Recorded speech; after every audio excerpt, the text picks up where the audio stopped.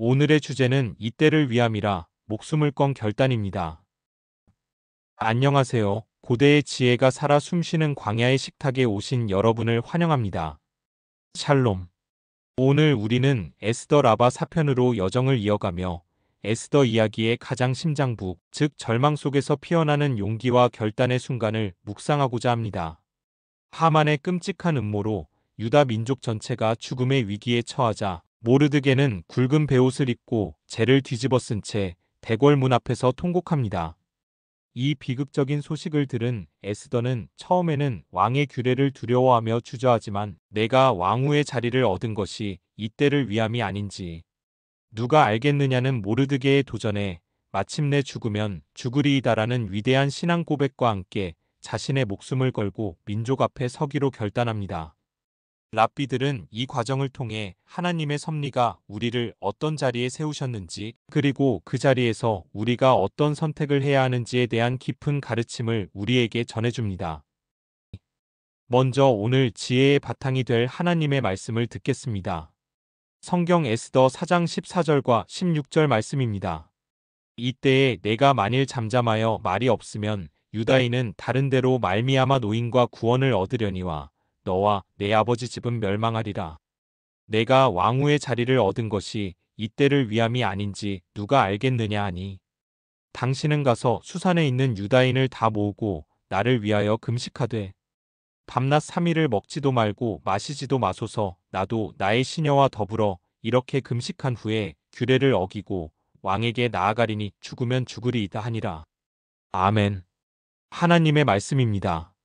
하만의 조서가 제국 전역에 내려지자 유다인들은 크게 애통하며 금식하고 울부짖으며 굵은 베옷을 입고 재에 누웠습니다. 특히 모르드게는 대궐 문 앞에서 이 모든 비극을 상징하는 모습으로 통곡했습니다. 랍비들은 모르드게의 이 행동이 단순한 슬픔의 표현을 넘어 공적인 회개의 선포였다고 가르칩니다. 미드라시는 이렇게 설명합니다.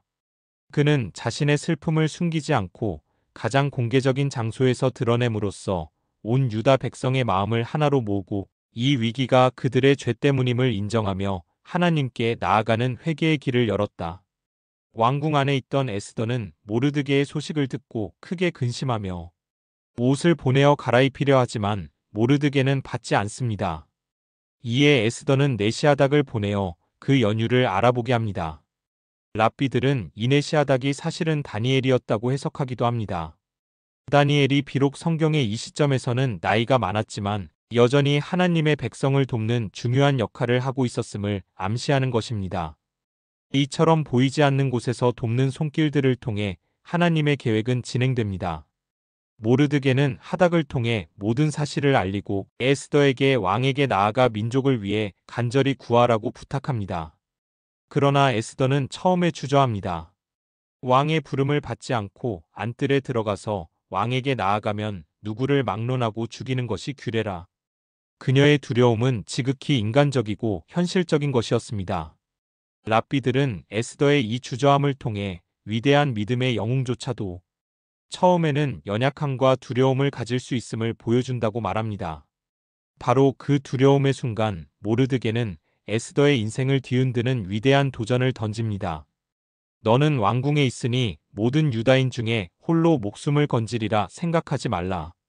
이때에 내가 만일 잠잠하여 말이 없으면 유다인은 다른 데로 말미암아 노임과 구원을 얻으려니와 너와 내 아버지 집은 멸망하리라.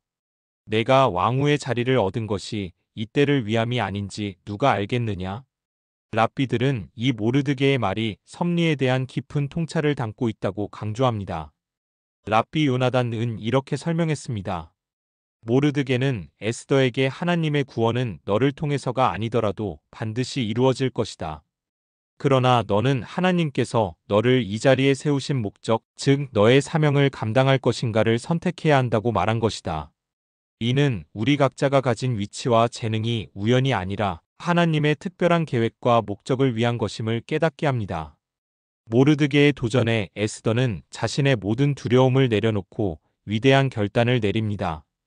그녀는 수산의 모든 유다인에게 3일간의 금식을 요청하고 자신도 시녀들과 함께 금식한 후 규례를 어기고 왕에게 나아가리니 죽으면 죽으리이다라고 선포합니다.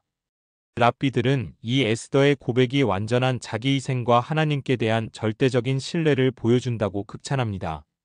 탈무드 메길라 15어는 에스더가 이 3일 금식을 통해 자신을 완전히 비우고 오직 하나님의 능력만을 의지하여 나아갔다고 가르칩니다. 그녀는 더 이상 자신의 아름다움이나 왕의 총애를 의지하지 않았습니다. 오직 민족과 함께하는 금식 기도를 통해 하늘의 문을 열고자 한 것입니다. 에스더의 요청에 따라 수산의 모든 유다인들이 어린 아이들까지 포함하여 함께 금식하며 기도하기 시작합니다. 미드라시는 이 3일 동안 하늘에서 놀라운 영적 전쟁이 있었다고 묘사합니다. 유다의 죄를 고발하는 사탄의 목소리와 그들을 위해 중보하는 천사들의 목소리가 맞섰다는 것입니다. 이처럼 땅에서의 간절한 기도는 하늘의 보좌를 움직이는 힘이 있습니다. 이 고대의 지혜는 오늘날 우리에게 어떤 가르침을 줄까요? 첫째, 우리 사회와 공동체의 불의와 고통 앞에서 나는 안전하다고 생각하며 침묵하고 있지는 않습니까? 모르드게의 경고처럼 우리의 침묵은 결국 우리 자신에게도 심판으로 돌아올 수 있습니다. 둘째, 하나님께서 나를 지금의 자리에 세우신 이유, 즉 이때를 위한 나의 사명은 무엇인지 깊이 묵상하게 합니다. 나의 재능, 나의 위치, 나의 관계는 모두 하나님의 영광과 이웃을 섬기기 위해 주어진 거룩한 도구입니다. 이제 이 깊은 깨달음을 마음에 품고 함께 기도하는 시간을 갖겠습니다. 섭리의 하나님, 오늘 에스더의 위대한 결단을 통해 저희가 있어야 할 자리와 감당해야 할 사명을 깨닫게 하시니 감사합니다. 저희가 세상의 불의 앞에서 침묵하는 죄를 짓지 않게 하시고 하나님께서 저희를 지금 이 자리에 세우신 목적을 발견하고 용기 있게 순종하게 하소서.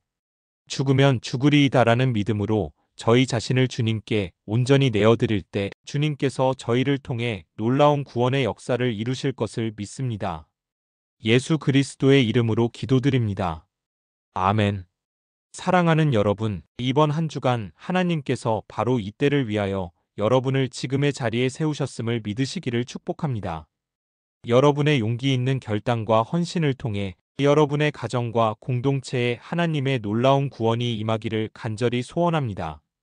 다음 시간에는 에스더가 왕 앞에 나아가는 긴장감 넘치는 순간과 첫 번째 잔치를 다루는 에스더 라바 5편으로 여정을 이어가겠습니다.